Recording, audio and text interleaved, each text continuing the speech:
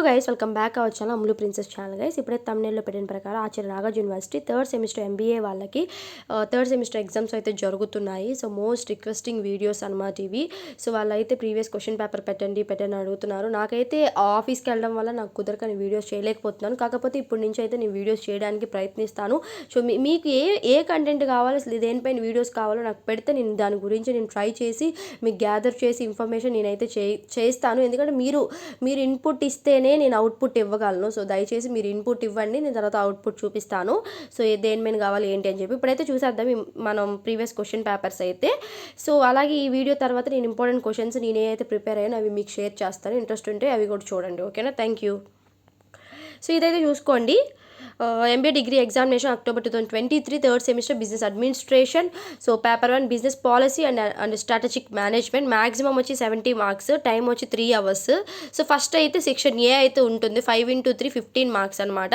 మీరు ఏవైనా 5 రాయాలి, ఒక్కొక్క దానికి 3 మార్క్స్ అనమాట. సో ఫస్ట్ అయితే చూసుకోండి. So levels of strategy, grand strategy, internal analysis, Hofer's product. So ఇక్కడైతే చూసుకోండి attachment, differentiation, focus, matrix structure, SBU, manage around culture, change to basic mission. అలాగే సెక్షన్ బి వచ్చి 5 into A 40 మార్క్స్ అనమాట. So 5 questions రాయాలి, ఒక్కొక్క దానికి 8 marks అనమాట. అలాగే మీకు 40 మార్క్స్. సో ఇక్కడైతే చూసుకోండి.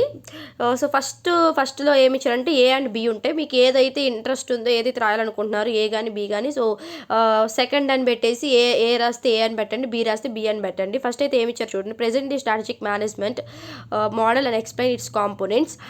Describe how strategic planning approach would differ in profit oriented and non profit oriented organisations. ఇది. సో థర్డ్ మళ్ళీ discuss the Porter's 5 force model. తర్వాత how does environment analysis useful in the strategy formulation process. And next so next questions వచ్చి discuss various stability strategies available to the firms. Explain the generic strategies available the strategic ఫార్ములేటర్స్. And fifth one discuss the fit between strategy and structure and describe the utility of McKinsey model in the strategy implementation. అలాగే చూడండి. So next explain the limitations of strategic evolution and control. Describe the basic type of strategic control. So ఇవన్నీ రాసిన తర్వాత most important దగ్గరికి అయితే మనం వచ్చేసాం. Section C అనేది very very very very most important అనమాట. ఈ క్వశ్చన్ అయితే అసలు వదలకండి, దయచేసి చెప్తున్నాను. మీరు ఒక క్వశ్చన్ అయినా వదిలి సెక్షన్ సి అయితే రాయండి. ఎందుకంటే ఇది 15 మార్క్స్ కంపల్సరీ రాయాల్సిన కంపల్సరీ క్వశ్చన్, వాళ్ళందుకే కంపల్సరీ ఇస్తారు. సో సమ్ టైమ్స్ ఏమవుతుందంటే మీరు ఈ సెక్షన్ సి అనేది రాయకపోతే మీరు ఖచ్చితంగా ఫెయిల్ అయిపోతారు. సో అలాంటి సిచ్యువేషన్ అయితే రాయాల్సిన క్వశ్చన్, అందుకే చెప్తున్నాను. సో చూసుకోండి. ఇదైతే మీరు ఒక క్వశ్చన్ వదిలేసైనా రాయండి, మీకు టైం సరిపోతే, కానీ ఇది మాత్రం వదలకండి. సో దయచేసి మీరు టైం లిమిట్ పెట్టుకోండి, ఓకేనా? మీకున్న 3 hours అన్నీ అయిపోయేటట్టు టైం లిమిట్ అయితే పెట్టుకొని రాయండి. ఎక్కువ టైం తీసుకోకండి ఒక్కొక్క క్వశ్చన్కి, ఓకేనా? చిన్న క్వశ్చన్స్కి కొంచెం టైం తీసుకోండి, ఓకేనా? లాంగ్ ఆన్సర్స్కి కొంచెం ఎక్కువ టైం తీసుకొని నీట్గా ప్రజెంట్ చేయండి. అలాగే సెక్షన్ సి అయితే కంపల్సరీ రాయండి.